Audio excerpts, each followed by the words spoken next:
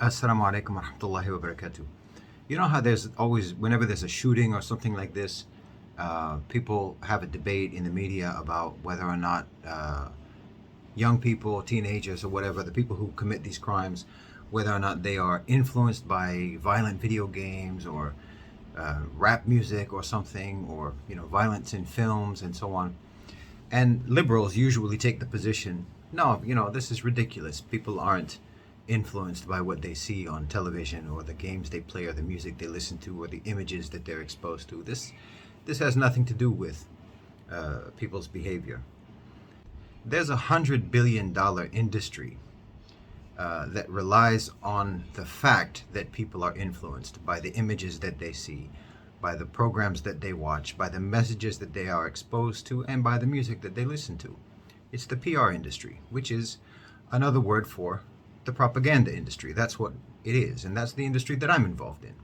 It's the manipulation business, and it relies on the fact that people are influenced by what they watch and what they listen to, what they're exposed to. Absolutely, people are influenced.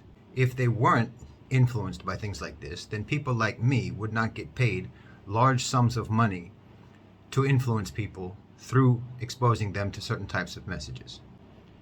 And this industry, the PR industry, the propaganda industry, the manipulation industry, grows at about 5% per year. It's one of the fastest growing, most profitable industries that exist. And coincidentally, most of the people who work in PR and marketing, propaganda, manipulation are liberals. Most of them are on the left end of the spectrum. So it's not surprising that liberals are the ones who say, no, of course this doesn't work. This doesn't affect people. Of course it affects people. Don't be stupid. You know it affects people. How else do you think people get influenced? And everything is political in PR, in marketing, in manipulation. Everything is political. Because why? Morality is political. Your morals, your values, all of that is political. And your morals and your values are the primary way that you can be manipulated, by appeals to your values, appeals to your morality, appeals to your sense of yourself and your identity. This is key to manipulation, to marketing, to propaganda. It's key. And if you can't see, for example, the ghost of Edward Bernays, and if you don't know who Edward Bernays is, he has a long and storied, legendary career in PR, basically invented the industry. If you can't see, if you can't perceive and detect the ghost of Edward Bernays in movements like body positivity, in the LGBT movement, in the trans movement, in all of these types of movements, if you can't see the manipulation, the body positivity movement is diabetes promotion. It's diabetes promotion. It's heart disease promotion. LGBT, we know this lifestyle requires a cocktail of drugs and lifelong dependency on a cocktail of drugs. Trans movement requires a lifelong commitment to hormone therapy, obviously surgery, an endless amount of pharmaceutical purchases if you are into that lifestyle. All of this is big business. They're not going to tell you that. This is all market creation. Body positivity is creating markets for diabetes medication, for heart disease medication, and obviously for the food companies that want to produce complete garbage food for you to eat. LGBT, this is also a movement for the promotion of the pharmaceutical industry, trans pharmaceutical industry, insurance, all of these medical industries.